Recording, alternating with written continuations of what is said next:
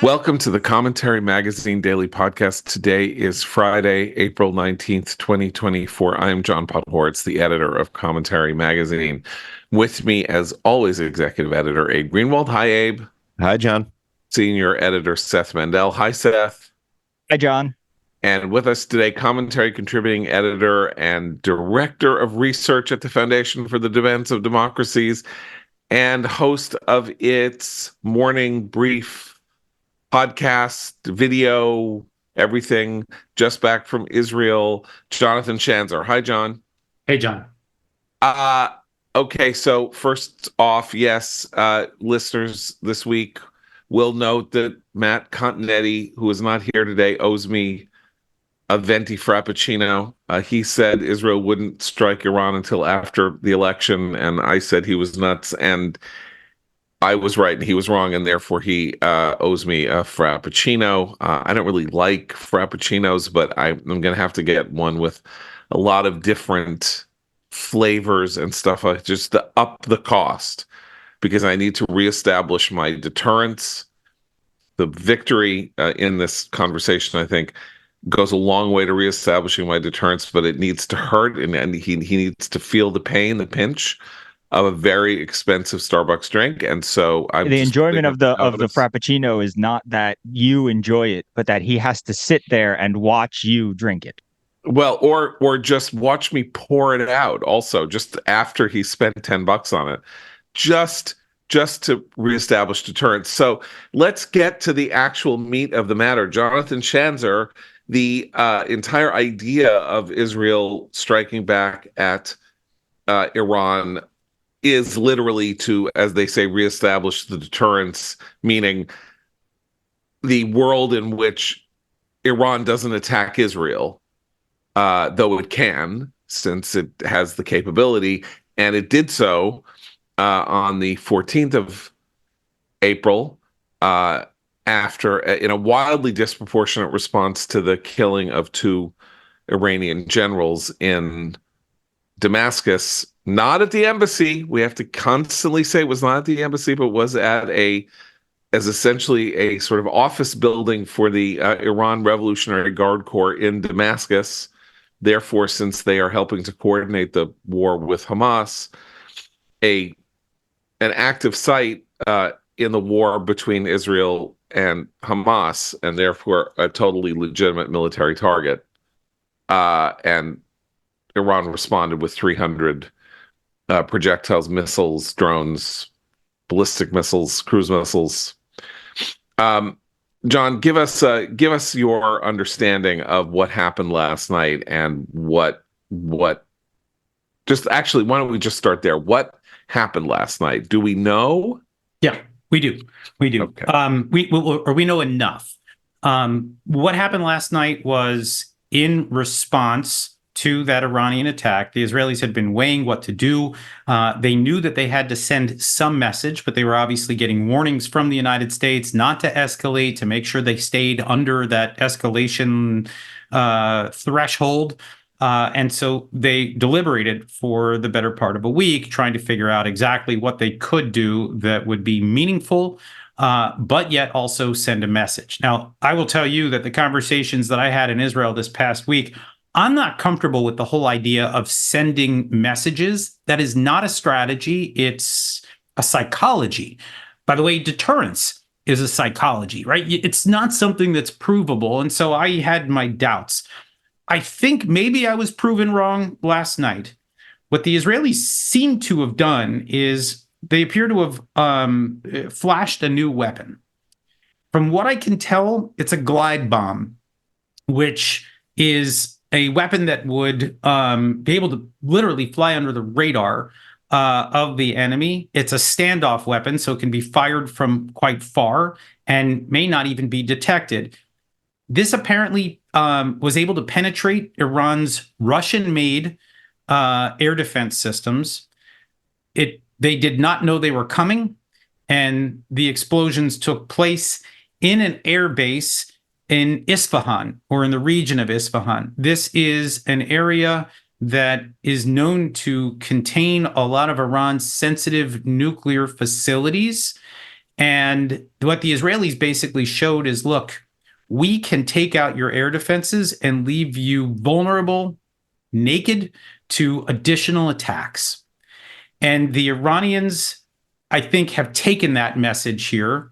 The Israelis, from what I understand this morning, a briefing that I got, they fired less than 10% of the munitions that were fired the other night by the Iranians, but they were able to do a hell of a lot more damage and to be able to reveal to the Iranians that they are far more vulnerable to Israel than they previously understood.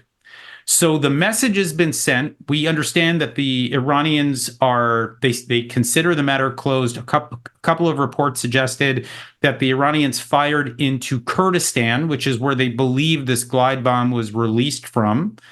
So they kind of did their perfunctory, response, and now they're standing down. It was interesting, by the way, there were statements coming out this morning from the commander of the Iranian ground forces, who has nothing to do with any of this, basically saying that we consider the matter closed and we're not, but don't mess with us, like, a lot of bravado and chest thumping and things like that. So if we're reading this right, the Israelis have proven their point. They have deterred the Iranians, perhaps for now, perhaps for a longer period of time, from firing more of these drones and missiles and cruise missiles and ballistic missiles. But here's the only thing that I'll just say, and I was joking with you, John, that I'm, usually I'm Dr. Doom. Today I'm Dr. Boom. But let me go back to gloom for just a second. I don't know if this changes the broader equation that Iran still has the ability to break out nuclear, right? And they still have all of these proxies that can continue to fire on Israel. That's the downside of this, that it's still the same equation as it was before this, most recent exchange began. And so the Israelis are still vulnerable to multiple Iranian strategies that have yet to come to pass. They appear, though, to have maybe deterred the regime from more of those missile salvos that we saw the other night, those 320, different munitions that were fired. That appears to be something that the Iranians won't want to do anytime soon. I think that's the update. So what we have here is an exposure since the 14th of April and the Iranian strike, which was again a retaliatory measure against the assassination of two generals and the hitting of a building that they were in. A revelation to the world that may not have been paying that much attention. Certainly, we know the administration knows this, but doesn't really want to think about it, that this war that began on October 7th is, in the final analysis, a war with Iran. It's obviously directly a war with Hamas. Hamas is the guilty party that did the massacre and that threatens Israel's south, with the tunnel systems and with the rocketry and all of that. But Hamas is a proxy of Iran, and of course in the north of Israel, in the 17-mile area between the Israeli border and the Litani, is Hezbollah, which is even more of which is effectively part of the Iranian military, though not nominally, and that this is a wider war. And that Iran exposed itself as part of the wider war in a weird way by retaliating. That it could have not retaliated, or again, done the stuff that people really did think. Almost everybody I knew thought they're going to hit an embassy. They'd hit an Israeli embassy somewhere. They would at the worst possible way, like they would hit a Jewish community center like they did in Buenos Aires in 1994, but not that they would directly engage Israel for the first time in Israel's 76-year lifespan. And they did. And so they're like, okay, this is our war too. And which is why I thought it was nonsensical that people thought that Israel would stand down or take the win because they shot all the missiles down. Like, it's okay. If you're going to pop your head up and say, hey, we're in this war also, then you got to go, go out. Don't come in this war. we are going to raise the cost. The cost to you has to be greater than it was when you fired off the missiles. Than it is, we've got to raise the cost. And so, in a way, if you're right, and if your analysis here is right, and your after action report is right, by revealing a new capability, it's not just a message, though it is that. It's like, okay, as they say on the internet, FAFO. F around and find out. So they found out. And in that sense, it's like okay, look, I just did one thing here that you don't know that I was able to do to you. I can do it again, and you don't know what other things I'm able to do to you that you have no idea of.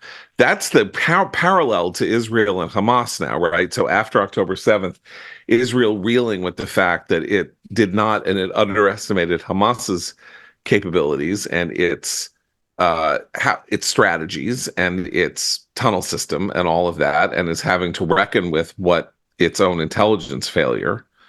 And here we have Iran now spooked by what it doesn't know. And there is no better form of deterrence than being spooked by what you don't know, right? That is I don't know if I can do this because I don't really understand what the consequences are going to be. And therefore, my calculations are now totally off.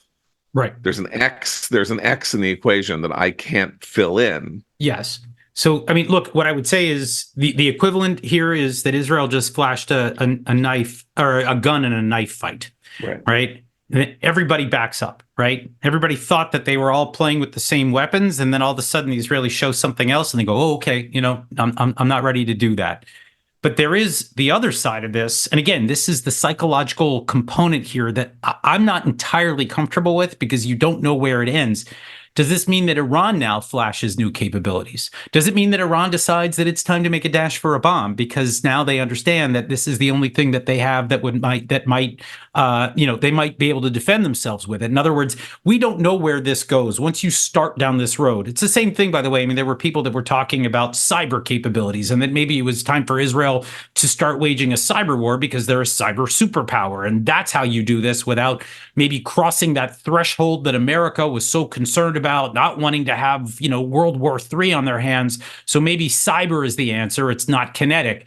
But the response that I got on that was, we can't do that because we don't know what they have. And then it starts escalating from there, right? So it's a lot of, I heard this from a very senior official in Israel. He said, look, to some extent, we're playing a game of poker here. You don't know what the other guy has in his hand. You can only try to signal and force the other side to stand down. Now, I will say one other thing, getting back to your point about Iran sticking its head out here, there was something really important that occurred that I don't think people fully grasp here in the West.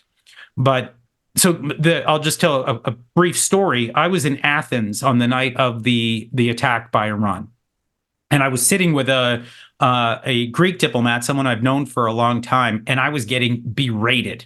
They knew that I was going to Israel, and they said, you've got to tell the Israelis that the images are horrible, that the Israelis need to stop this war. It's collective punishment.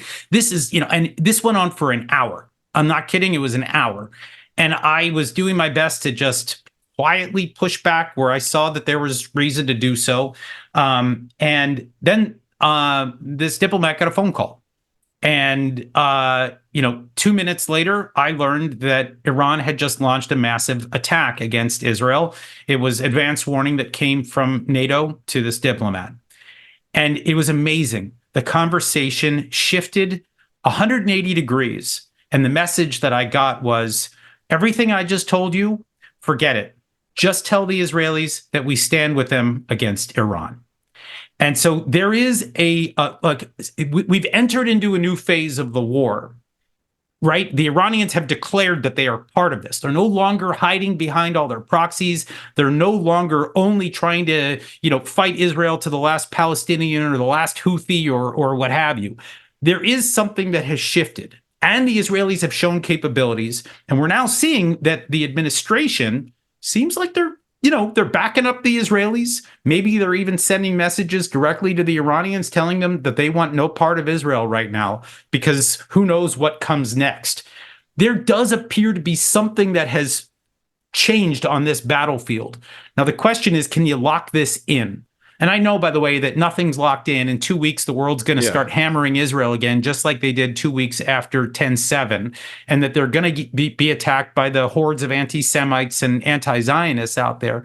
But I do think that there is a meaningful moment here, both in terms of flashing Israeli strength, showing the resilience of the U.S.-Israel alliance, showing the intentions of the Iranian regime. By the way, you're now seeing that the U.S. is signaling, the Brits too, hey, Israel, why don't you go back and finish that war in Gaza now? You've got a green light.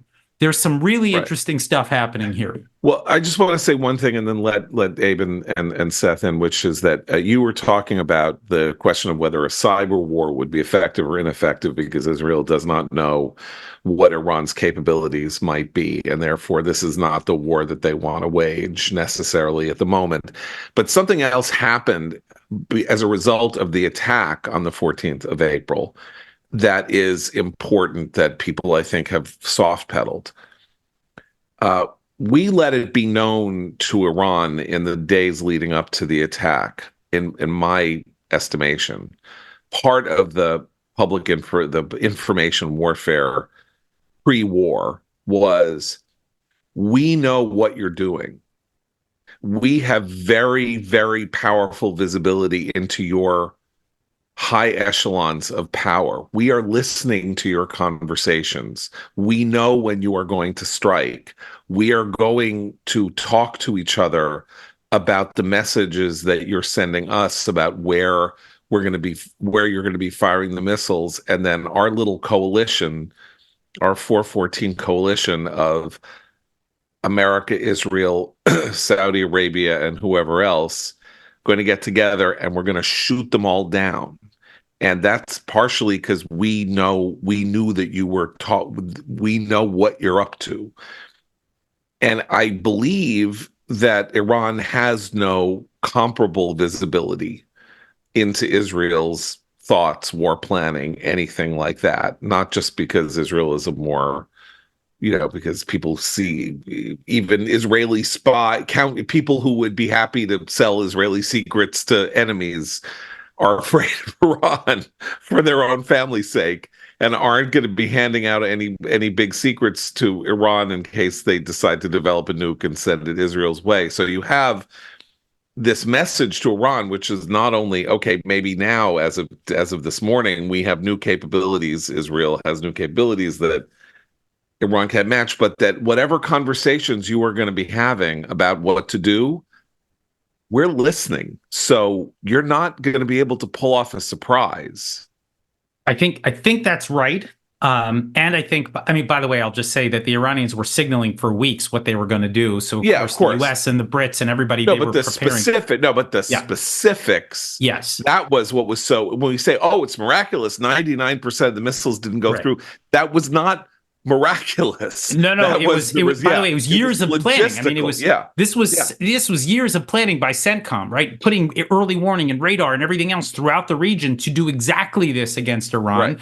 And so the years of planning have paid off. And, I think we can say with certainty right now that the Arab states, the surrounding Arab states, are kind of saying, look, I want to be part of this club. And now, even after last night, I think they have to really be impressed that Israel was able to do this, and that if Iran stands down. But I just want to add one more thing that I think is an interesting wrinkle. And talking to a friend in Israel this morning, they hadn't thought of this, and they're not going to quite say it. But let me just say, the Israelis penetrated a Russian air defense system last night, maybe several. There is perhaps a lesson to be learned for the battlefield in Ukraine. And here you begin to see why this is incredibly relevant for the United States as it considers ways to push back against Russia. And the Russians have to be aware of this. Now, look, they may try to plug a hole real quick, but I don't think this is something that can be done quickly. When you're looking at capabilities that didn't even show up on the radar screen. So this is why I'm a bit sanguine after last night. I don't want to say that I'm thinking like it's time for a victory lap, because it's not. Those other strategies that Iran has deployed, the Ring of Fire, the possibility of, a nuclear, all that stuff, and we don't know what they have. But I would just say there are some bright spots from last night that I think should be celebrated for those that have been, kind of cheering for Israel, maybe cheering for Ukraine for that matter. You can begin to see how all this is beneficial for the alliance. In terms of Iran's capabilities, though, don't we know that something like half of their missiles malfunctioned on the night of the attack? I don't know the exact number, but there were a number of ballistic missiles that malfunctioned, and that's the good news. The bad news, Abe, is that these are the missiles that Iran would use if they affixed a nuclear warhead. And so what they actually did is they tested a bunch of different kinds that they had to see which ones were effective. They were tracking the data so they could see which ones actually entered Israeli airspace. So there's good news and bad news on that front. Yeah, the knock on Iran is that they produce cheap, crappy missiles. They can produce them a lot faster and greater quantity than Israel can or the US can, because all our stuff is, it's higher quality, and they want to make sure that they all work. The Iranians do less of that, but hey, they just tested a bunch of stuff that could be used if it really comes to blows. So, good news, bad news there. So how do we keep, you talked about, you asked whether there's a way to lock this in, the sort of new, the support for Israel, or the warning off of Iran from people who, 30 minutes before would have been railing and ranting against Israel. But I wonder do people in the Biden administration read this as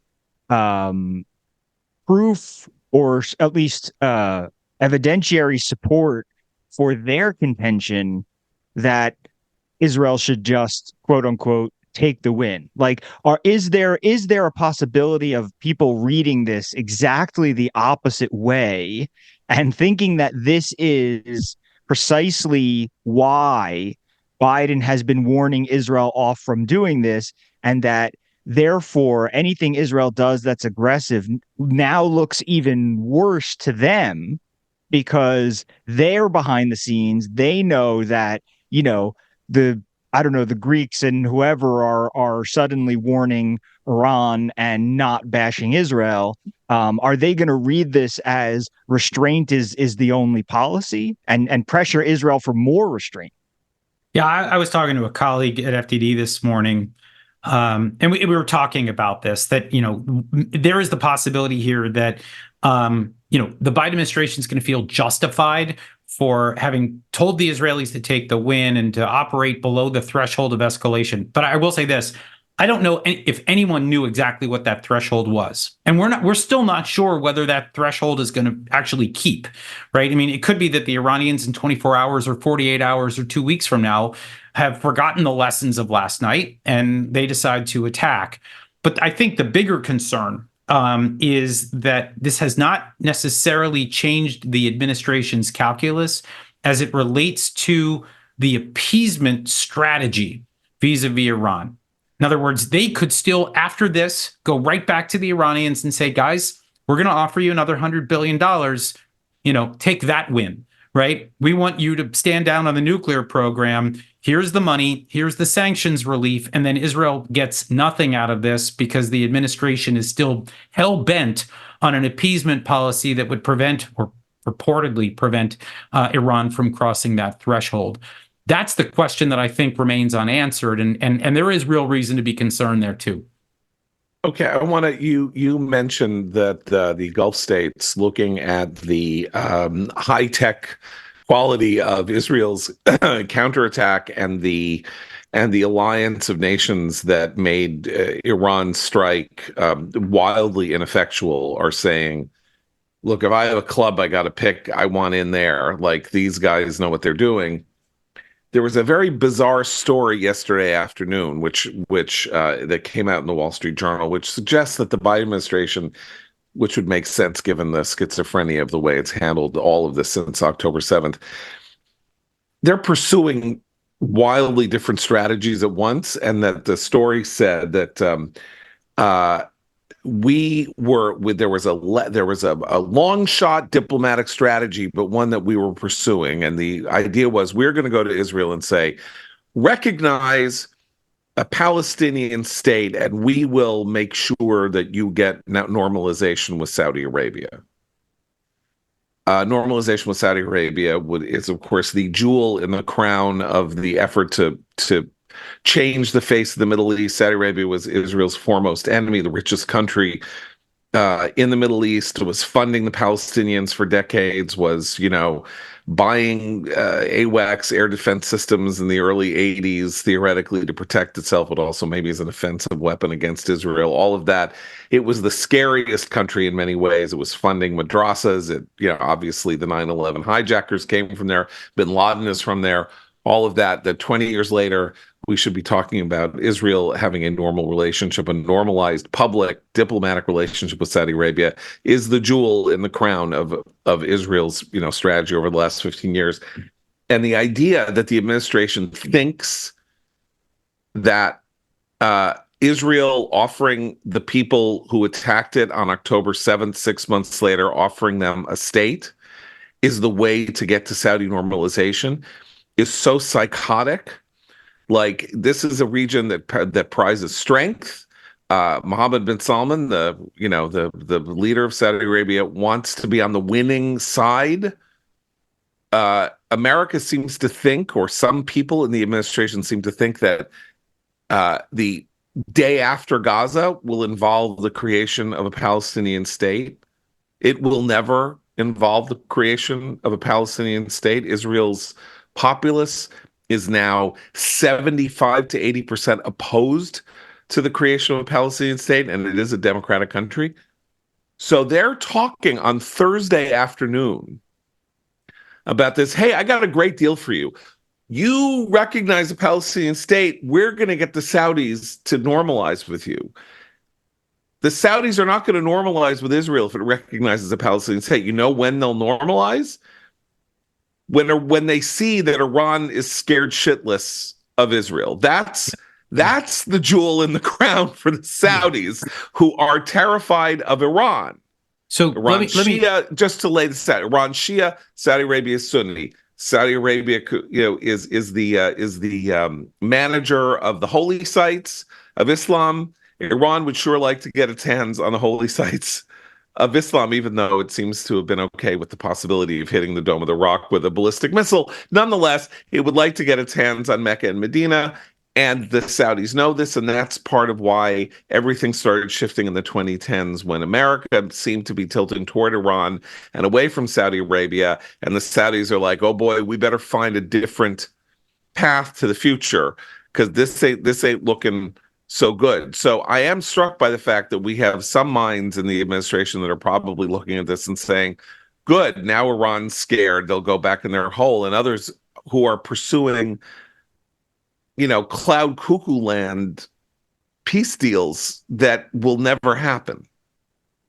So look, I mean, I would say we're all tracking this, and I think there's reason to be concerned. But yesterday was actually an important day with respect to this, because the Palestinians tried to, and it's really amazing, the PLO has tried to cynically leverage the sympathy for Hamas, who is their mortal enemy, right? I mean, you remember, these are guys, they fought each other in 2007, and there are still massive divisions. You've got essentially two Palestinian statelets right now, one in Gaza, one in the West Bank, and they have not agreed on the color of hummus for, the better part of 18 years. But yet, nonetheless, the PLO goes to the UN yesterday and tries to make a bid to become the 194th country of the United Nations. And the US came in and vetoed. Okay. Full credit to the Biden administration. They said, no way, you didn't deserve this. It's not happening right now. You haven't built the institutions. You are not ready yet. Now, That's the good news. The bad news is that maybe that there is still ongoing discussions with the Saudis about, whatever that deal might look like. Yeah.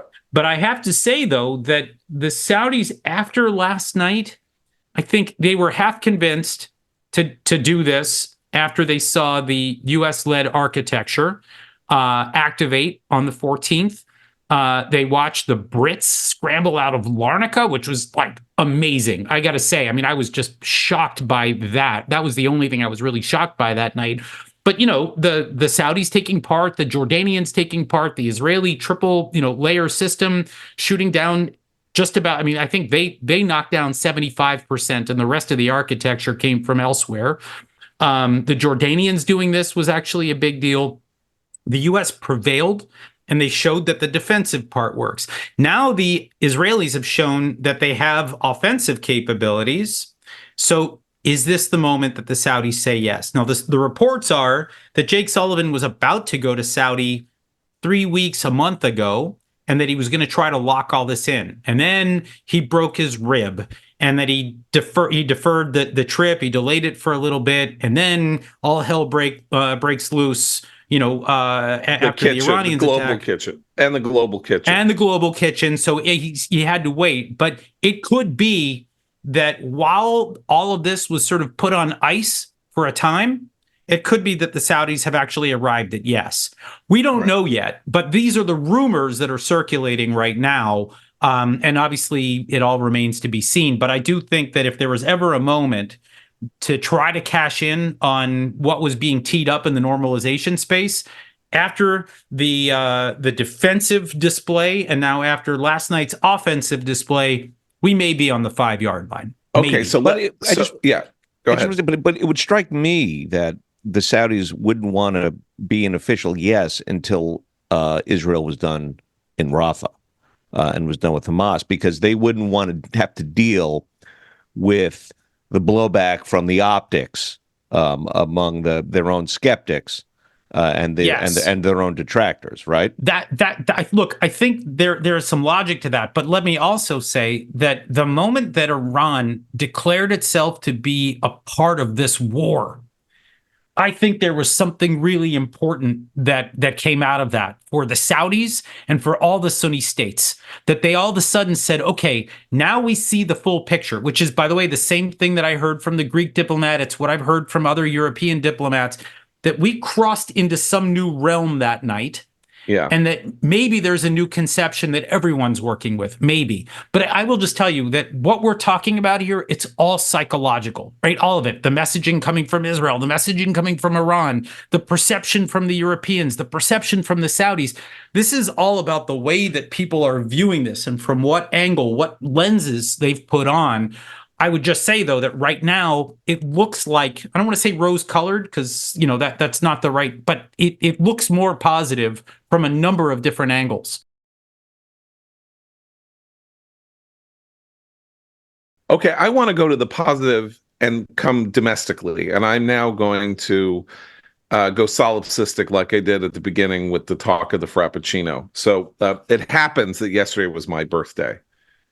And I've never had a better birthday, because not only did Israel strike Iran before midnight, and therefore it happened on my birthday, thus of course not only winning me the Frappuccino war, but also confirming my priors about the fact that Israel could not possibly let much time go after the 14th to make its absolutely stark intentions known. But Minouche Safik of Colombia sent the cops in to destroy the tent city that was established on the Columbia campus by these now explicitly pro-Hamas, pro-10-7 field of demonstrators. More than 100 people arrested on the Columbia campus. A series of arrests took place yesterday at the University of Michigan. The forces of the resistance miscalculated, and I thought it was an interesting decision to test Safik on the day of the hearing that happened before the House. because if she had not done what she did, which of course is, this last 3 weeks of school, like people have got to be able to go around campus, get to the library, do study for their finals, whatever. She had faced a moment, not unlike the moment that administrators faced in 1968 with the Vietnam War protesters, which is, are you going to cede your campus to the protesters, or are you going to reestablish order? And she reestablished order. And so to some extent did the University of Michigan. That's also a turning point over the last 6 months. As one could say, though, Seth and I made enormous fun of it, and Abe did too, of the conduct of the Columbia Safik and the trustees and other, at the hearing, and the sort of Joseph Mossad, the monstrous the Middle Eastern Studies professor, has been spoken to, and all of that. But Safik was basically faced with a very stark choice. She came home. They're setting up these tents right there on the campus. They say they're never going to leave. They are now shouting explicitly anti-Semitic slogans, and there are confrontations taking place on the street on Broadway at 116th Street with Jews who are being shot. I just quickly tell a quick story. A dear friend of mine who lives in the neighborhood walked up with his 15-year-old daughter up to see the demonstrations, and his daughter, who was a really lovely, earnest girl, decided she wanted to talk to the demonstrators and see why it was that they didn't like Israel, see if she could talk to them. And so she started talking to them, and they were arguing after a couple of minutes, at which point somebody picks up a drum, starts smashing the drum, banging the drum right in her face, the 15-year-old girl's face, starts saying, "You're a worm. You're vermin. You worm. All of you will die. You're a worm." And she burst into tears. Like this has never happened. It's a nice Jewish girl from the Upper West Side of Manhattan. Suddenly, she is being aggressed against in this unbelievably hostile way. And that is the nature of that crowd. Like, this is not hippies and they're sitting around having love-ins and the famous story about how there was there was sort of a love-in marriage in the president of Columbia's office in 1968, where this couple gets married and has sex on the president's desk and all that. These are terrorist-loving, barbaric goons, and Minouche Safik had a choice to make yesterday on my birthday, and she chose to say, "These people cannot run my campus." That was pretty startling. If we had a bingo card on what was going to happen this week, Iran retaliating against, Israel retaliating against Iran would be on the bingo card. Colombia having more than 100 protesters arrested and having cops in riot gear clear out the tent city, that was on nobody's bingo card. It wasn't, but I will just say that I think there was something where a light bulb came on Columbia's campus in particular. And I was talking to some folks that are tracking these sorts of things. You may recall I've done some work on the campus activists and the network behind them. This has been part of the research that I've been doing at FDD for, 10 years now. The tents all came from the same place, right? That tent city was clearly coordinated. It was organized. And I don't think that sat well. If this somehow looked like an organic display, maybe the administration may have looked at this differently. But because this looked like somebody brought these tents in, they all matched, right? They were all green. Yeah, they were all Coleman. They were all Coleman tents. They were all pretty solidly. They cost like 200 products. Yeah, there's I had clearly coordination happening from elsewhere. Yes. And I think that was the light bulb that went on for the Columbia If administration. you wanted, and I Yeah. know because my kid, everybody knows kids love playing in like tent like things. You can go on Amazon and for $10 get like those magnetic pop up, Yeah. tent things. Yeah, or IKEA. Yeah, that's they not what pop these right were. back down. Like you pull something and they like disappear. It's real easy to to use those like cheap things. This was like trying to set up an actual campground.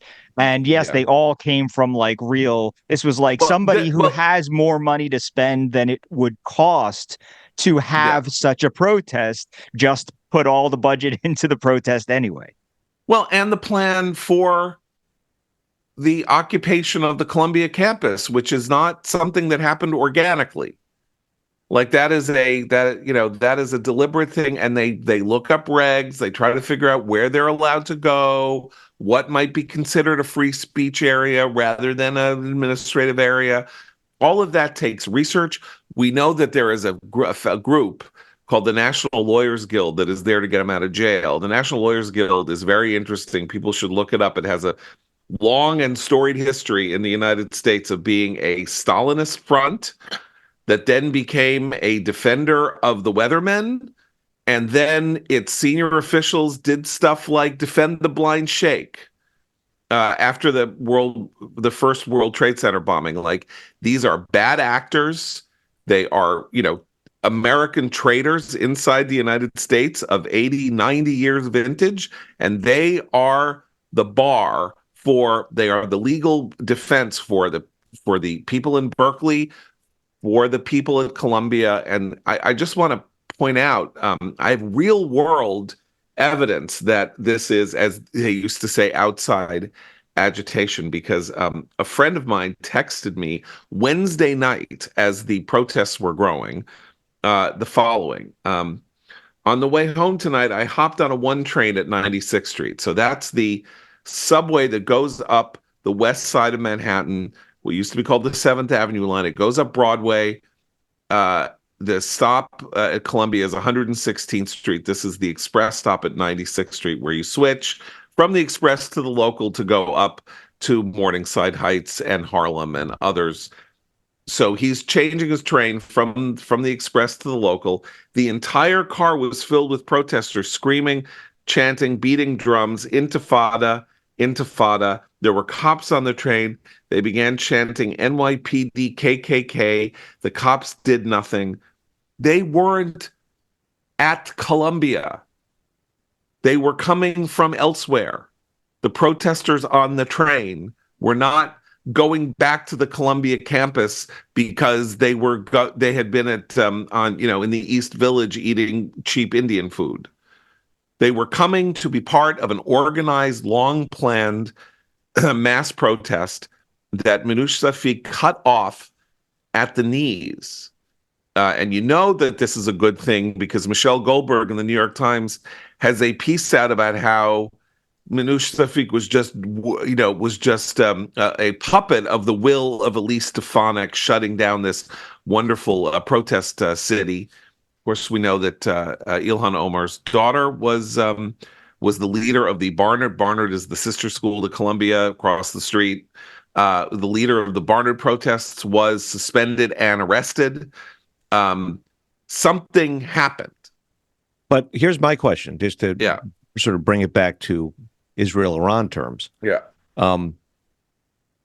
Does this mean that the Hamas lovers here are deterred by the crackdown?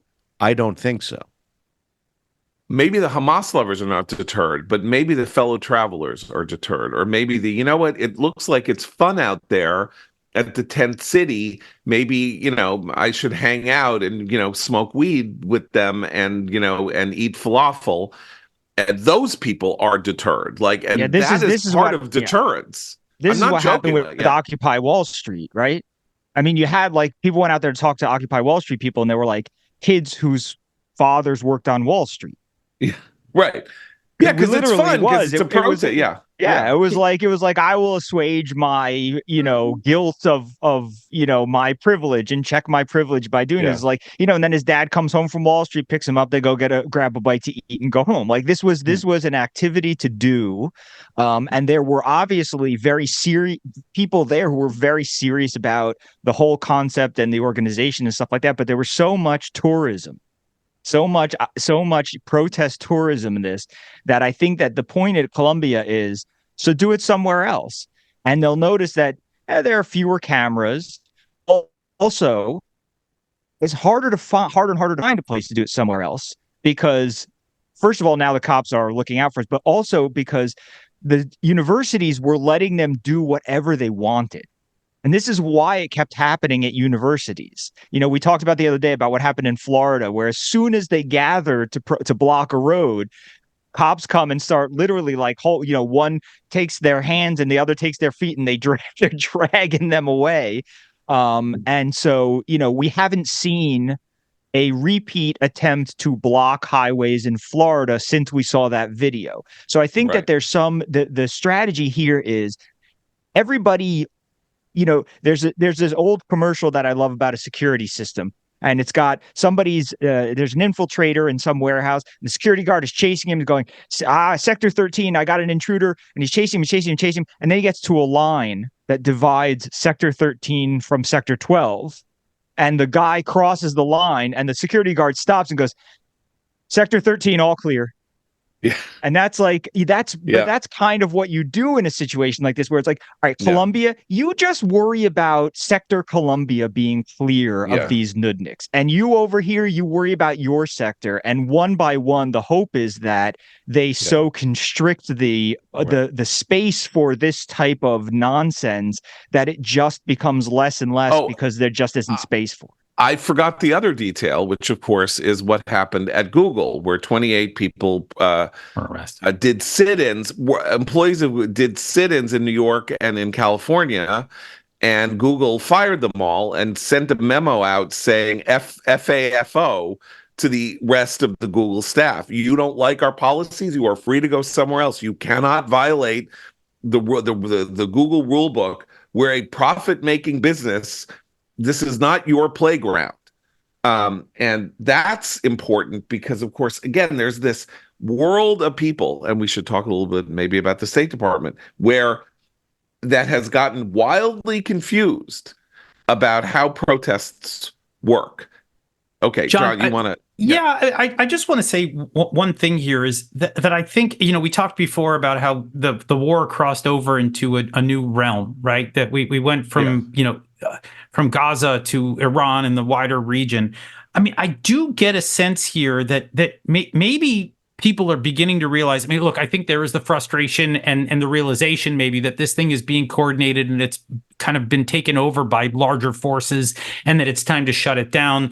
I think the frustration is building over just in terms of, you can see some of the headlines. I love the New York Post right now, the way they're trashing the protesters. They've been just taking wonderful shots at all of this. But there is a sense, and we see more and more people writing about this, of how just asinine it is.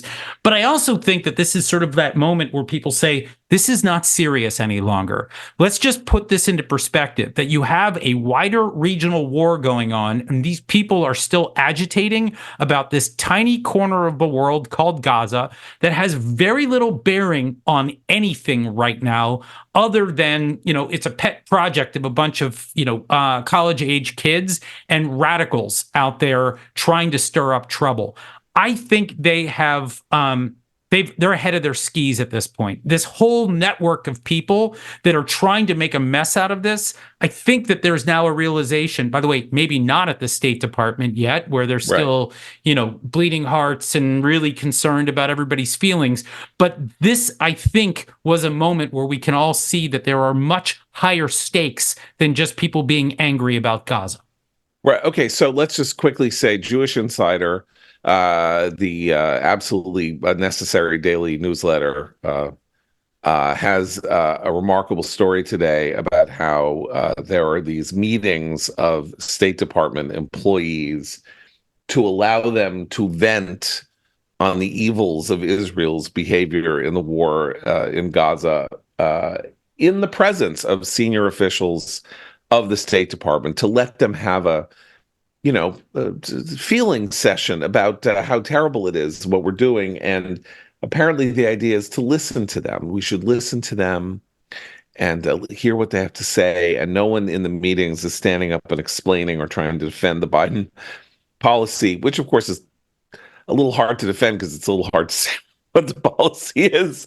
Although, Jonathan, you pointed out that what happened yesterday or this morning, America sent another pallet of weaponry to Israel. So, the policy is to arm Israel during the war in Gaza. That's the most important policy. But that at the Biden State Department, the idea is if you're a foreign service officer or an employee of the State Department, you should have a forum in which to express your grief-stricken feelings about the foreign policy that the president that you serve is laying out. And guess what? Every single one of them should be fired too, because it's fine.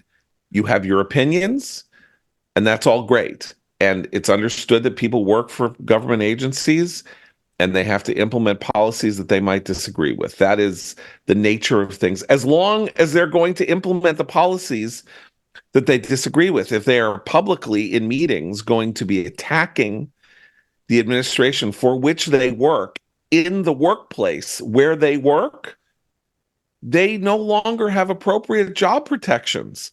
The administration. Can I just put in here, by the way, before before Jonathan gets a chance to answer, but I just want to. We've had this conversation before. There is a channel to complain. There is a registered dissent channel through which you file something at the State Department, and the State Department, the secretary, in the name of the Secretary of State, obviously he's not sitting around writing them, but somebody's writing the name, is required by law to respond within a certain amount of days or whatever else. There's a channel, like if you want to just register your disagreement, there are protected channels to do so. There's nothing anywhere that says it has to be a therapy session. No, let me just say this. When I worked in government for 3 years doing terror finance work at the Treasury, if I had problems with anything, nobody cared. I was a tiny cog in the machine, and the response was, when I was grumpy about something, was just suck it up. We don't care. We have policy that we are implementing right now, and it's coming from people way above your pay grade, and there were many of them. The idea that somehow we should be talking about this in the media right now and that it's making headlines is asinine. It's one thing if you have, like, I don't know, let's say an undersecretary of state that resigns in protest, but that's not what's happening here. We are talking about GS-10, functionaries within the bureaucracy. Who cares? I mean, right. There was a headline about someone who had been working for the Quincy Institute. So, in other words, someone who was working for an isolationist organization funded by Koch and Soros. And that after several months of being in the State Department, they're grumpy? Really? That's news. That's insane. I cannot believe what passes for news right now in some of these organizations. Right, but I just think what's interesting here is we get a snapshot of America, of a certain type of elite American opinion among the young and behavior among the young at major businesses, at the State Department, all over the place, where suddenly, including, by the way, that woman, I think was it in Bakersfield, who got arrested for threatening everybody's life at the city meeting, stuff like that. People who have been spending their lives thinking that there are no consequences for their actions, suddenly learning there are consequences for their actions. And that's why I say, Abe, when you said, is this going to deter, the Hamas, the Hamasniks in the United States? The answer is no. Right. Question is what everybody else starts thinking, like, what, if you go on social media and say things like all Jews should die, you may really spend the rest of your life not ever being able to get a job.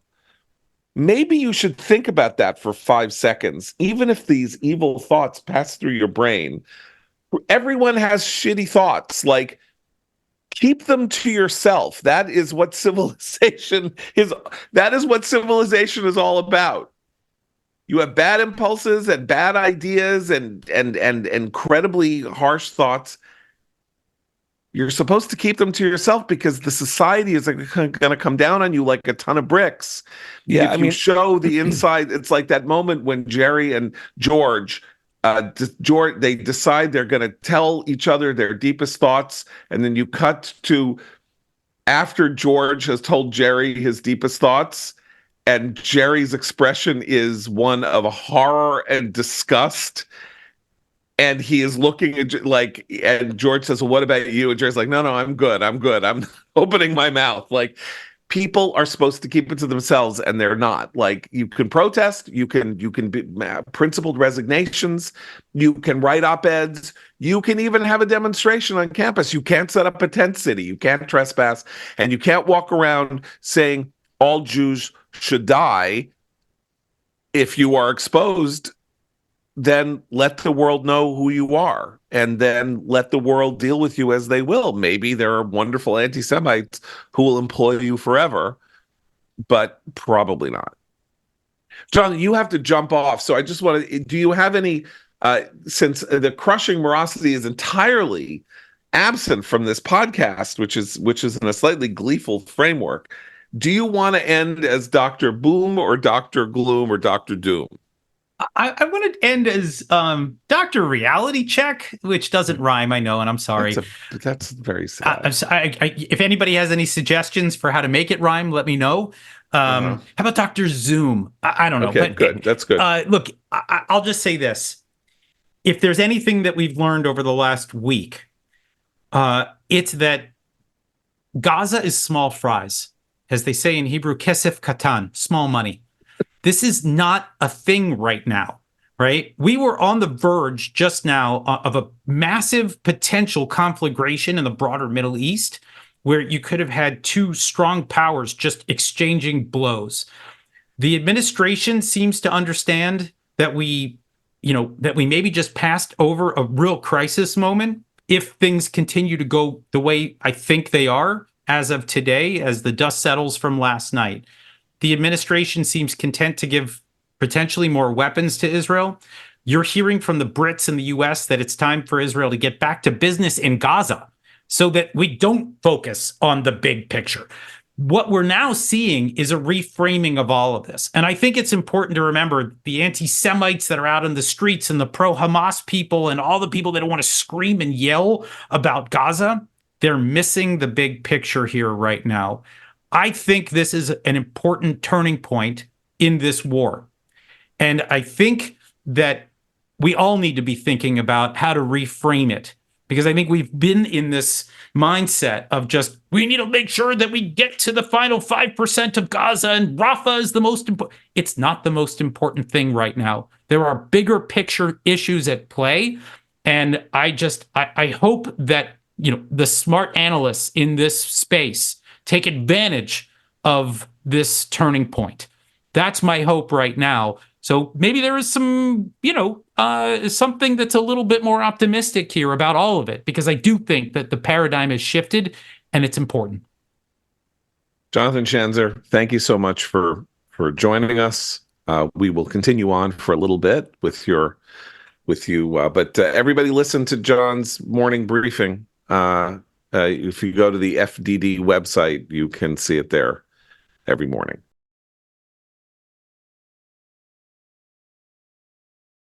All right. So, guys, when we consider where we are in this uncustomary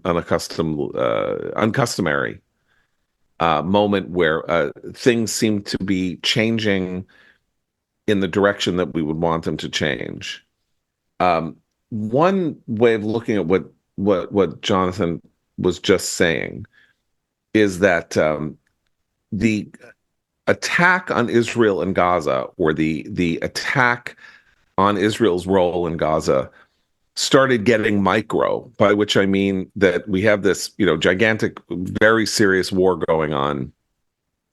Something happens with 7 aid workers, and American policy starts to flip on a dime about one incident, one night, with 3 trucks, while there are hundreds of thousands of people basically at arms.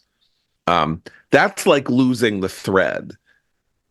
Iran's entry into this is like getting, which I think is partially what John means by saying this Gaza's small potatoes, which I really don't think it is, but it's like it's like getting cold water splashed in your face. Like, stop focusing on Narishkeit, like 7 people getting killed in a war in which hundreds and thousands have been killed. Like, in a terrible mistake. Wars, there are mistakes in wars all the time. Policy cannot be made this way, and serious geopolitical considerations can't turn on one incident, one night, in one way. That's an unserious way to look at the world, and that Iran's entry, foolish.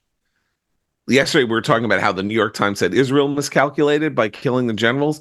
Clearly, if Jonathan's right about what happened here, Iran miscalculated by retaliating, because now it's the foreign minister went on CNN yesterday and said the minute that Israel strikes us, we are going to go. Yeah. Well, I think the one way to look at it is that from the perspective of people over here and people in the region and powers in the region over there, Hamas is Israel's problem. Iran is everyone's problem. And so now Iran made this everyone's problem. But to me, the pertinent question still is this how Biden frames it and frames his thinking? Or, as Jonathan suggested, does he go forward with trying to calm the waters, trying to put the problem back in the box, which is unsustainable for Israel, as is Gaza. I mean, this is why I agree with you, John. Hamas is not small potatoes. Hamas remains Israel's problem, and let's talk about deterrence. We've seen a lot of reversals here in public opinion, or not that this has been a complete 180 back in Israel's favor now, but you do have the administration saying things like, we're happy with the progress we've seen. They've done a lot of what Israel's done a lot of what we've asked for, but not everything that we've asked for. So what does all this change if and when Israel goes back in to Gaza to finish? Do we see another turn?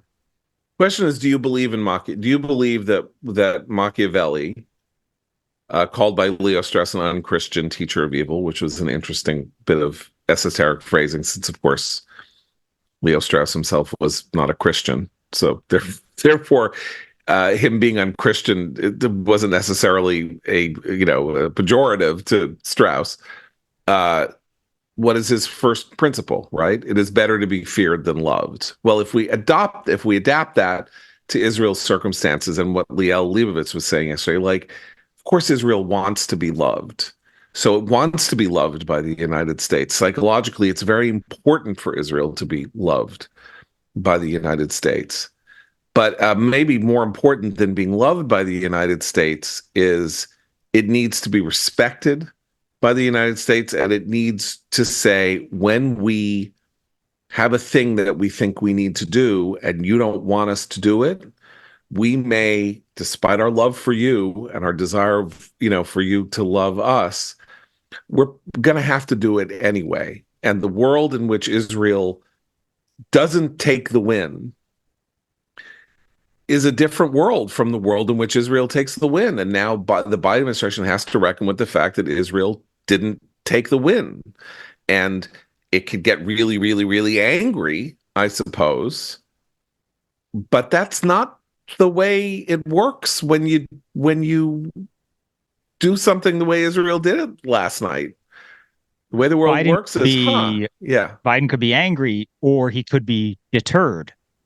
Right, that's another weirdly, aspect kind of deterrence. Right, it's a kind of deterrence. Like, he could just say, "Man, these guys, they are serious. They are serious as a heart attack. Like, they are doing this to its conclusion." The specific thing that Israel did, if what Jonathan Schanzer described just a few minutes ago was that Israel did this in a way that showed they knew exactly what they were doing, because they likely did it in a way that will forestall the escalation. In other words, they wanted to have the last word, and it looks like they did, because they did this thing where it kind of shocked the Iranians.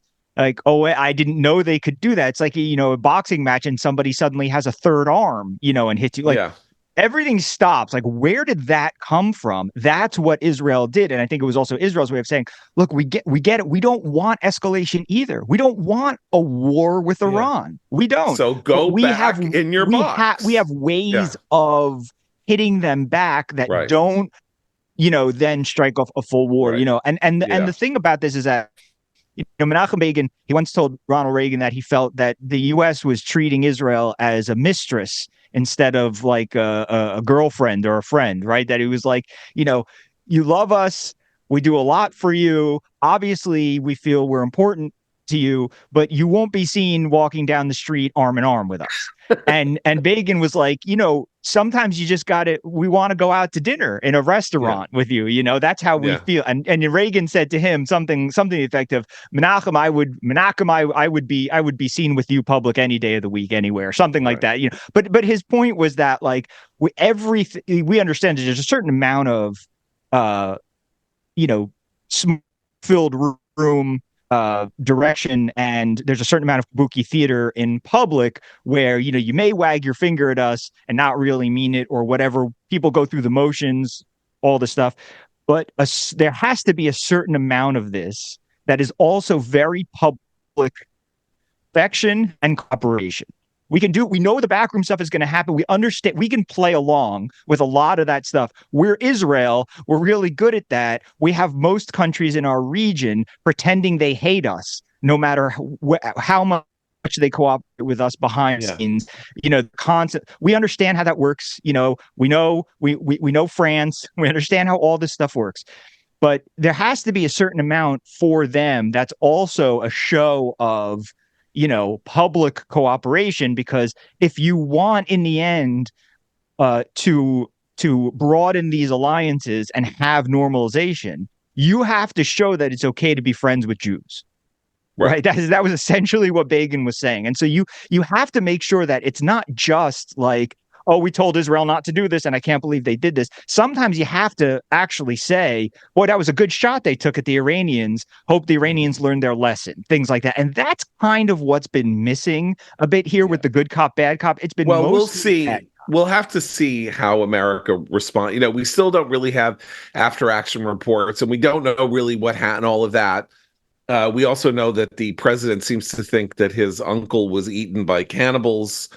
And that he thought Israel shouldn't strike Haifa. So we need to be aware that the president himself continues to raise questions about who's actually running these policies, because I don't know who that guy is whose uncle was eaten by cannibals, like Bugs Bunny on the island. I don't want to get all sunny about how I've been praising Biden for 6 months, but every day 4 or 5 different clips come out that show that he is close to being non-compos mentis. So God only knows who is making this policy. But I do want to say that Manoush Safik, again, not to like my new hero Manoush Safik, but all of that gives Biden space also. If other people in the country, if Google, if Columbia University, if the University of Michigan, if the cops in Bakersfield, whatever,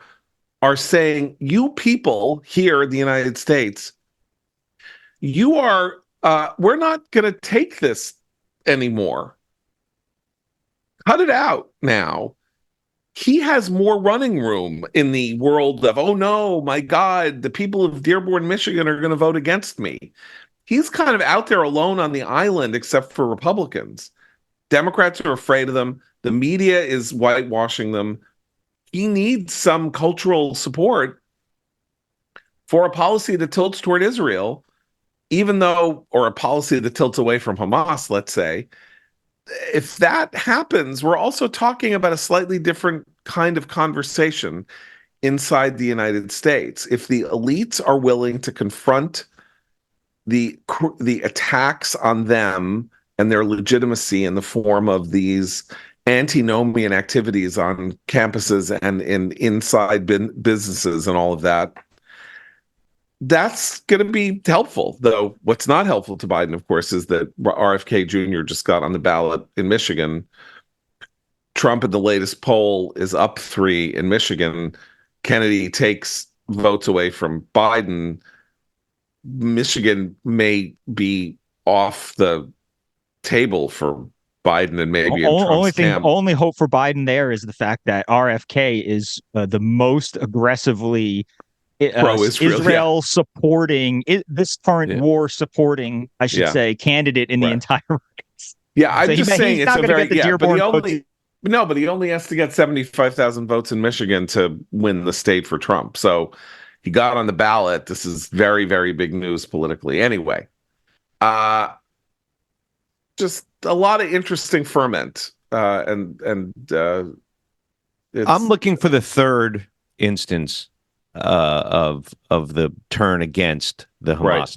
You know, because 2 could be a coincidence. 3, you got a trend. 3 is a trend, right? So we have Columbia, and we have Google, and I mean it. I mean, because these could be one-offs.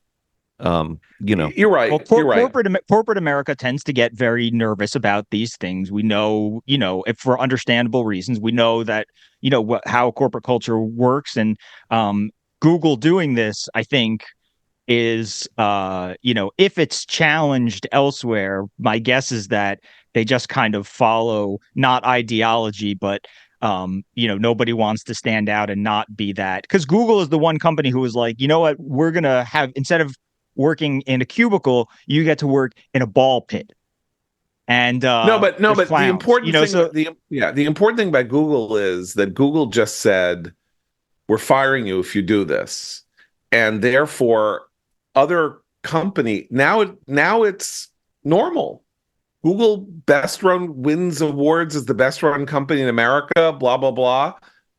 Do it again, you say, well, I'm just going to do what Google did and fire everybody who occupies my conference room, or nobody ever again occupies a conference room, because all you needed was one act of deterrence. All you needed to reestablish deterrence against your Marxist anti-Semite employees who are wearing masks in videos in your office, and everybody knows who they are because they have swipe-in cards. Like, how stupid do you have to be? Take the mask off, you lunatic. Everybody knows it's you. That is funny though. That is a funny image of somebody like in the security booth, just reading a screen full of Castle card readings. I know. Well, all these guys like coming in masks.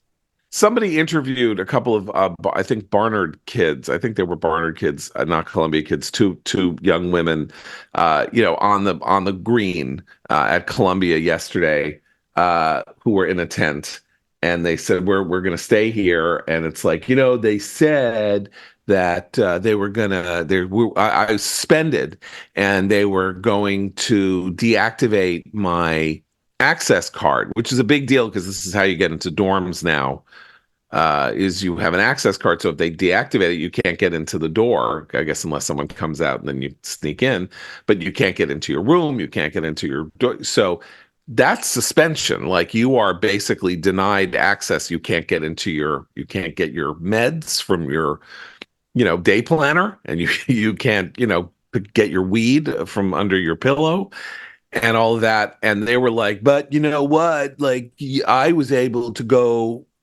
right into my dorm room, and go, so they didn't deactivate the card, so we're just going to stay here forever. So first of all, she was then arrested, right? I mean, like, what happened a little later was she got arrested. So that was fun. Then, so forget that, but also, like, she's on video. She's on video. You can see her face. Barnard's a relatively small school. Like, if she says on video, well, I was able to use my access card, Somebody at Barnard Security can go on YouTube, see that, and then deactivate her access card. Moron.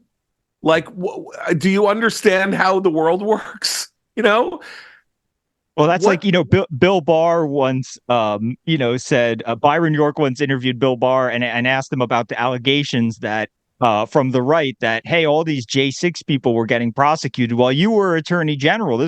You were overseeing these mass prosecutions. Well, what happened to the prosecutions of all the Antifa people, and out in Portland and whatever? And he said, well, there's a few differences, but one of the differences is that the J6 people were taking selfies with their feet up on Nancy Pelosi's desk.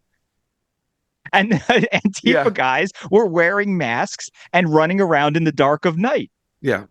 Anyway, Seth, very, very, very quickly, you have a recommendation. Sure, okay. So let's try to do it in a minute. Okay.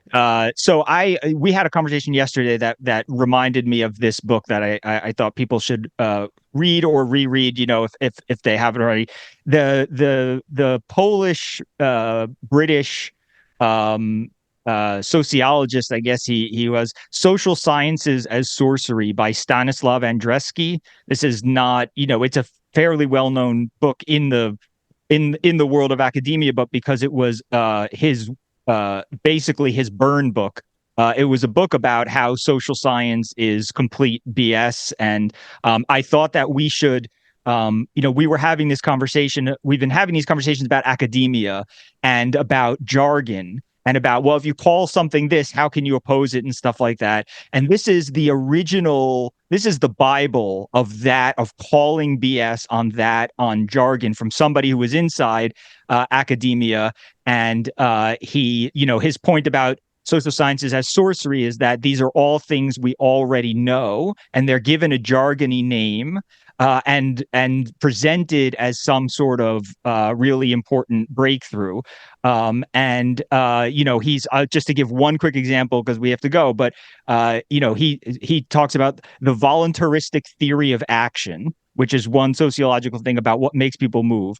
And here's what he says: translated from the tenebrous language in which it is couched, this theory is saying that in order to understand why people act as they do, we must take into account their wishes and decisions, the means at their disposal, and their beliefs about how the desired effects can be produced. The emergence of this piece of knowledge amounted, no doubt, to an important step in the mental development of mankind, but it must have occurred sometime during the Paleolithic age, as Homer and the biblical prophets knew all about it. And then later he says, it is a great book. I read it in college. It was published like 50 years ago. I just quickly looked it up, and it is like, it costs $100 on Amazon. So you better go to the library to find it. Right. So that's the other thing I was going to say, is that the library, and also if people who have some of these online, like if you Scribd and some of these online things that have PDFs, that if you subscribe to them, you can download the PDF of the entire book. Right. So that's Social Sciences Sorcery by Stanislav Andreski. That's Andreski.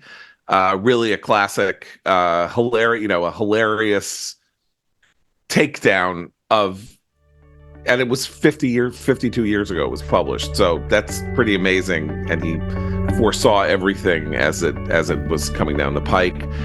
Have a wonderful weekend. We will be back on Monday. So for Abe and Seth and the absent Matt and the absent Christine, I'm John Podhoretz. Keep the candle burning.